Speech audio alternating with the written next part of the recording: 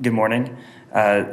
Just wanted to touch on our community service online. Excuse me. Let's start all this over. No. Our community survey is online right now. I reported, I think a few weeks ago, that we have our 2020 community survey that was mailed out to a scientific sampling of Wichita households, but we also want to make sure that it gets to a wider margin online. So please take that moment to check out the survey and make sure that your voice is heard by filling it out. We will also have it on our Facebook, our Nextdoor, and Twitter page.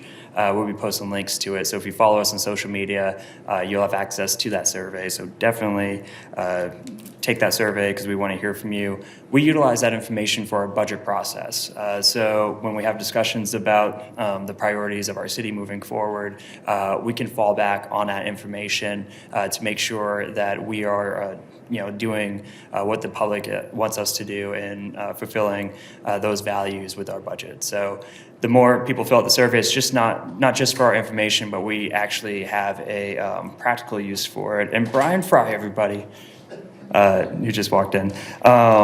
So please take time to fill that out.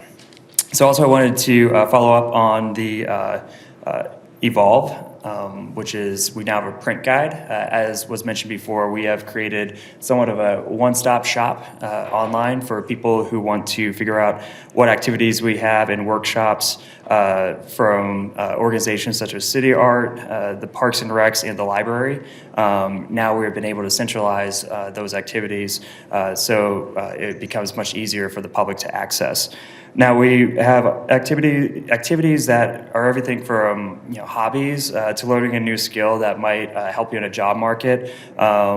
Stuff for children all the way up to adults, including summer activities for some of your parents who are looking for things for your kids to do when they're out of school. Definitely check online on our website for the Evolve guide, or one of these locations here will have the actual physical printed guide that we'd ask you to pick up. And I'm sure that it looks blurry to me, but maybe it's my contacts. But hopefully that information can be pretty readily accessible. And that website, by the way, is wichita.gov/evolve. So, okay, getting into library gardening. The Wichita Public Library will once again partner with the K-State Research and Extension Office of Sedgwick County to offer the Spring Gardening Series, and that begins on March 24th, and it's running through April 23rd. These weekly programs will be offered at the Rockwell branch on Tuesday evenings and at the Evergreen branch on Thursday evenings. Classes will include tremendous trees. Is that right? Is that one of your words, or is that the real thing?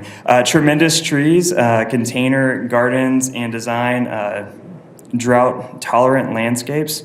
And to learn more, please register by visiting the wichitalibrary.com/gardening. So wichitalibrary.com/gardening. All right, so it's ozone season. Ozone season is right around the corner. It officially begins this Sunday, March 1st, and lasts through October 31st. During this time, ground level ozone is most likely to form. Ground level ozone is formed when chemicals from industry and transportation mix with oxygen in the presence of sunlight. So as we enter into spring and summer, and hopefully beginning to experience warmer temperatures, we need to be aware of this potential air quality impact. The good news is there are a number of ways that we can be air aware. That's another good one, Megan. Reduce idling by shutting your vehicle off when waiting in a drive-through parking lot. Bring your lunch to work or school to avoid midday driving, or fuel before 10 a.m. or after 6 p.m. These are just a few steps you can take to help reduce ozone-causing emissions. For tips, updates, and ideas, visit beairawareks.org or follow us on Instagram at beairawarekansas or KS. All right, so lastly, I'm going to talk about our listening tours. We have a couple of events I'd like you guys to have on your radar. One is a listening tour town hall for this Saturday, February 29th at 1 p.m. at Park Villa in Riverside Park, and that is 1029 North Bidding. So I'm going to try to make every district, pretty much we have a State of the City coming up. And my goal for the State of the City is going to be different than other State of the Cities we had. We want to celebrate Wichita and celebrate the year we've had by highlighting different stuff that's going on in our city. And then at the end, I'm going to talk about the year coming up. Like, what does the next year look like for Wichita? And of course, we don't want these to ever be about me. These are about the people of Wichita who I work for. So by hosting or having these town hall meetings, the goal is to get that feedback, get that understanding of what people are looking for in their city government. So that will help me when I talk about the future and I deliver what the next year will be.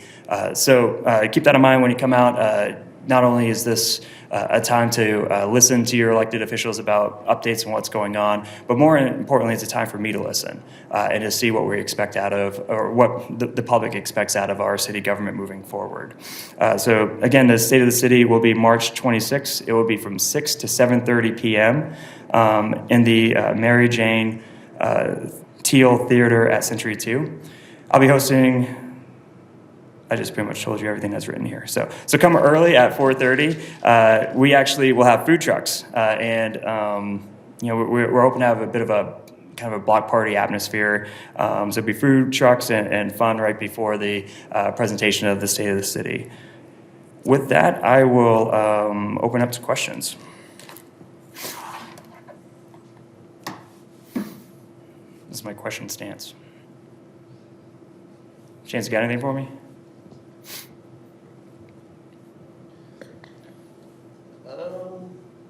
Yeah,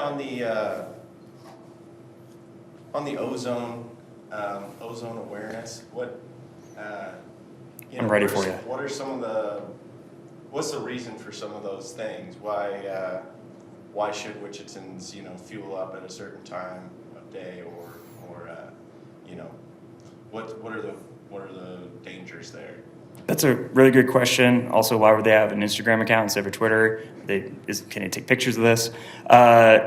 Good public officials acknowledge that they don't have all the answers, but I think you wrote that joke down. But they keep people around who do know that. So I wanted to go ahead and parry off to my colleague here, who is an expert on ozone. Sir. It's ready for you, Shane. Thank you. So as far as filling up your car, it has to do with heat.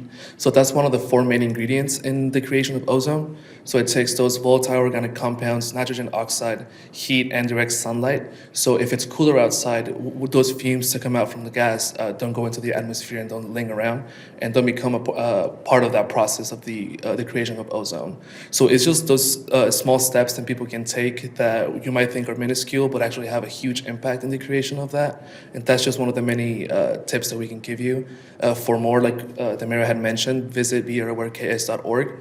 We have a list of tips people can take. You can pledge to do something as simple as take your lunch to work or avoid unnecessary driving, anything like that.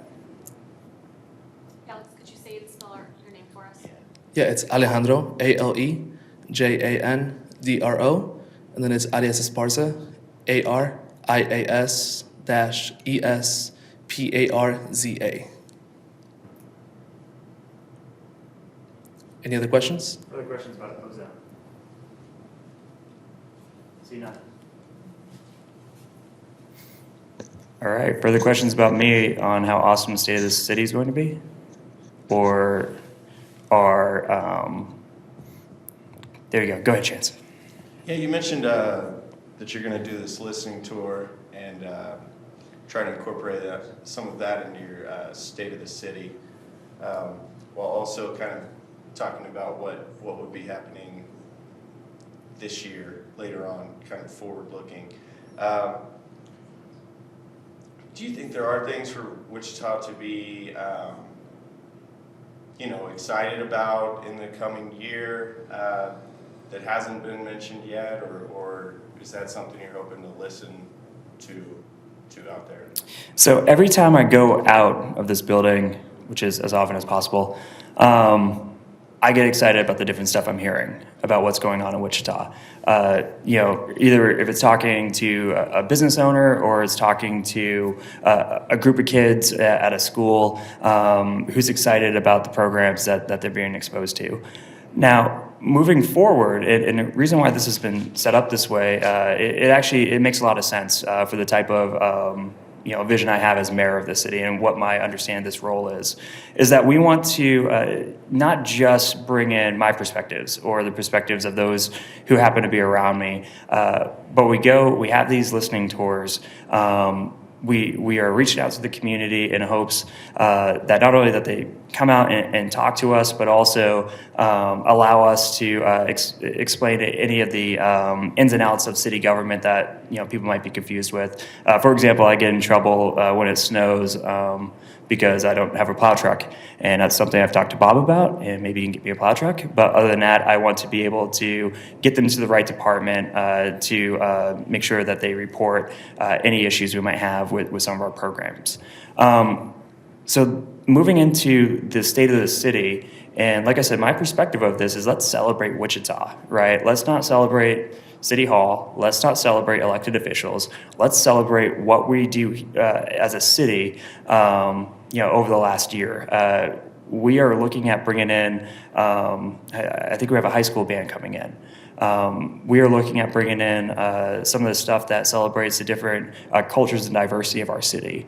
I've asked some of the department heads to do short videos that highlight some of the bigger accomplishments and to make them funny, and also to make it entertaining.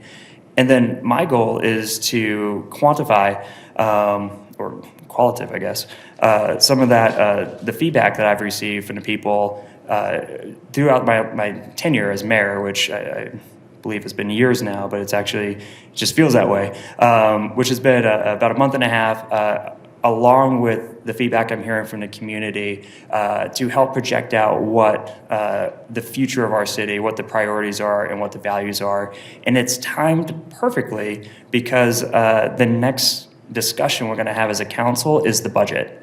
And as anybody knows, in government, budget is a reflection of priorities, right? We have a finite amount of money, so how we spend that money, taxpayers' money, should be reflective of what the community expects out of us, and it should be reflective of what those priorities are. And if I'm doing my job, I'm taking in the information from the people I work for, and then I'm turning that into a vision, and then we're turning that into action, which happens through the budget process, and then we are delivering on what the people are looking for us to deliver on. So that's the goal of this, while also showing off some of the pretty great stuff we got going on in our city, and not only the stuff going on at City Hall, but like I said, the stuff going on throughout our city. Follow-up questions. All day, Chance. I do this all day long. On the surveys that were sent out, you said it was like a scientific sampling, but then it's also available online and be kind of pushed out through social media, as I understand it. How much are those surveys and the responses the city gets going to drive the budgeting process? If you had to break it down, is that 50% of what you guys are considering, or is it that's all you're considering, or how do you break that down, and how is it weighed during the budgeting process? So I haven't partook in a city budgeting process yet, so I'm not sure what the discussion or that feeling is like. I've only participated in state budgeting processes. But as a researcher, as someone who has earned a doctorate degree, in my field, we do what's called triangulation, all right, where you collect data from at least 3 different data points, and then you bring that data in and you synthesize it, okay? And by synthesizing it, you figure out from these 3 different streams what's really being said. So I'm building on top of what City Hall already does, which is send out to what they define as a scientific sample of people who respond to a letter and a physical, survey. And then we're also going to send it out electronically to a different group of people who will be responding, utilizing digital means. And then when I'm out talking to people, we'll be taking notes. We might even have some of these surveys. We will be working towards making sure that we collect the information that way. So we will give options for opinions to stream in digitally, in person, and utilizing utilizing traditional mail as well. So if you have further comments about the actual survey that gets mailed out, which is, like I said, something that I think is standard practice. When you asked the question, we had a staffer come up, which I'm guessing is an expert on this, so I could turn it over to you and you can give them any of the information, particularly on a mail survey that I haven't covered. Sure. As far as it used to be called the Citizen Survey, now it's been renamed the Community Survey. We mail that out every other year. In 2018, for the first time, they supplemented the mail-out survey with an online opt-in option, which we're also having again this year. And then they compared the results, the demographics of the people who took the opt-in, and it was very similar to the demographics of the scientific sample. So those were all included together in the results from the 2018 survey. We use the survey results as part of a robust performance measurement program that we've had since 2009, which includes financial data, operational data, and also the survey that's conducted every other year. And in that operational data, a key component in that is benchmarking with peer communities. So if you're interested in results from the 2018 survey, just to get you started, feel free to reference our budget document that's online.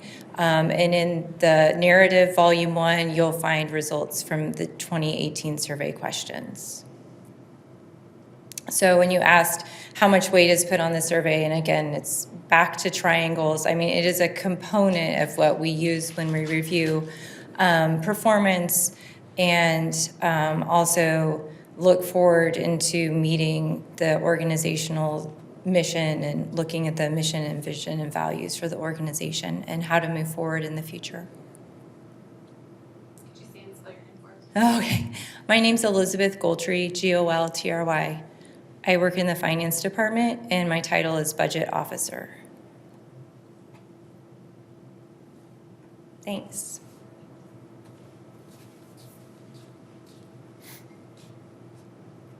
It's like 100% more fun than me sitting at my desk. So if anyone has other questions, please ask them. All right, you guys know how to find me. If anything comes up and you need comment from the mayor, or if there's anything else I can do, please give me a call. And I appreciate you guys showing up today, and enjoy the weekend. My wife texted me, it sounded almost panicking. She said, stop everything you're doing and check the weather for this weekend. Apparently it's gonna be really nice out. So please get out there, enjoy some of our city parks, and some of our quality of life things that make Wichita an excellent community. Thank you.